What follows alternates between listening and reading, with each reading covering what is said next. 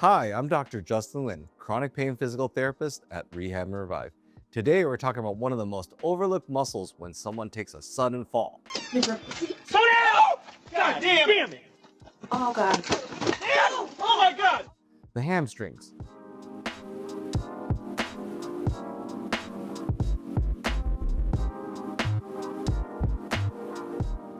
All right, let's dive in. What usually happens when someone slips or falls on their back?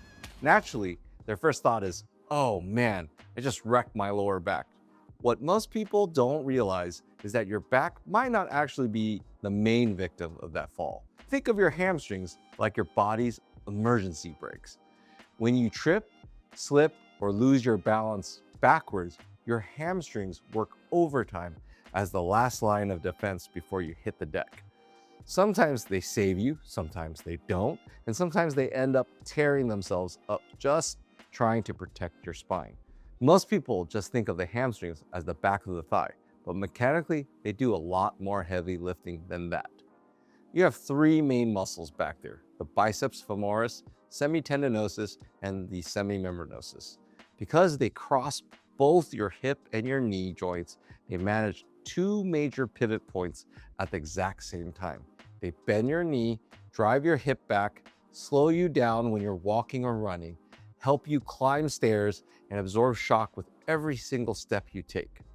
Research consistently backs this up.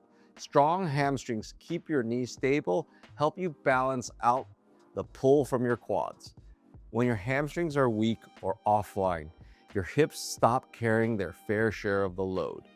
Guess who ends up taking on all the extra stress every time you bend over or lift something? Your lower back. Strengthening your posterior chain, meaning your hamstrings and glutes, takes the mechanical pressure off your lumbar spine, so your back stops having to work double shifts. Here's where I see a lot of people mess up in their rehab. The internet loves big double leg exercises like squats, deadlifts, glute bridges. Those are great moves, don't get me wrong. They're what we call closed chain exercises because your feet are planted flat on the ground, and they are fantastic once your body knows how to control itself. Early on after an injury, though, I actually prefer open chain movements like a standing banded hamstring curl. Why? Because it isolates the hamstrings without letting your back, hips, or calves cheat for it. It's like learning to play one instrument cleanly before you try to conduct an entire orchestra. Once that hamstring learns how to fire on its own again, then we can integrate it back into squats, walking, running, and bigger movements. Doing this in a standing position is also just way more practical. Standing forces you to work on your balance, your posture, and single leg stability, which helps your brain reconnect to the muscles that is supposed to be doing the work. All right, everyone. So when you set up the hamstring curl, you could use TheraTube, which is what I have here, or TheraBand, which is what I'll try next with you. What you want to do is try to make sure you drill a line through both knees, and you want to keep them equal. Make sure your back isn't in extension or flexed forward. Otherwise, you're starting to use different muscle groups in your thighs and your hips. So get really close, if anything, towards the wall, and you're really trying to isolate through the standing leg that you're not doing the actual hamstring curl. So you're going to really try to keep that planted. You can even have it a little bent on the standing leg. I'm going to use this left leg, and so you're going to hook that right just back there, and you want to keep this, so you don't want it forward, you don't want this back right there. So keep this in the same line, and you're just going to curl it. I like this kind of bent a little bit. Curl it and then bring it back down slowly. Curl it.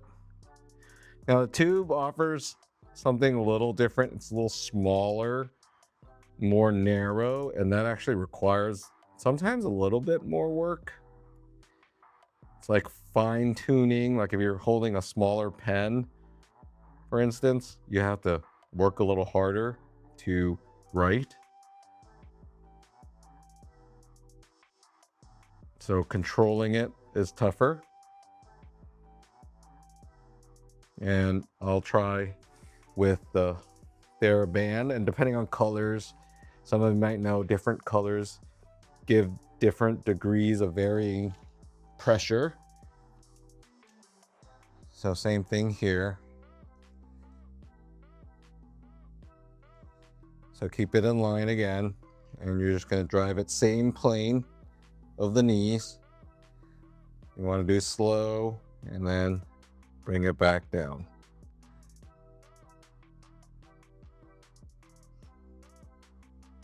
And once again, make sure back isn't swaying.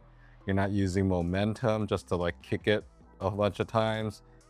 You're just doing it nice and easy, controlled, pace, rhythm, slow. Ideally like 4 seconds up, 4 seconds down.